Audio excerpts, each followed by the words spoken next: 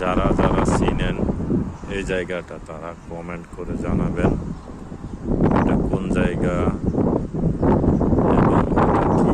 যারা জানেন এটা হচ্ছে, আর যারা জানেন না তাদের জন্য এটা হচ্ছে আমাদের নবীজির নিজ হাতের কুয়া বানাইছে একসময় পানির জন্য।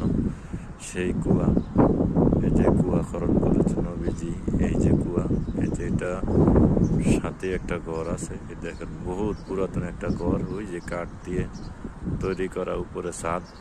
এটা হচ্ছে এই যে মক্কা মসজিদ জোহরানা, এই যে মসজিদ, এই যে মসজিদ জোহরানা সাথেই এটা। অনেক হাজি যাত্রীরা আসে এখানে, হাজিরা এসে হেরাম বান্ধে এখানে মসজিদ জোহরানা। এটা বেশিরভাগ ইউরোপের লোকেরা আসে বেশ এই মসজিদটা। ইউরোপ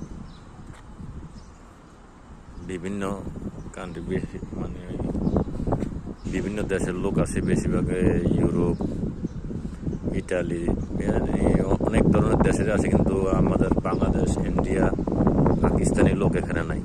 এখানে একবার নাই, এটা অন্য অন্য দেশের আর কি, কয়েকটা দেশ আছে, আসলে নামটা আমার জানা নাই।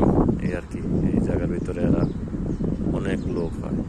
এখন বর্তমান দুপুরবেলা বাদলা আসরের পর, এই জন্য আর কি একটু কমই এখন বর্তমান।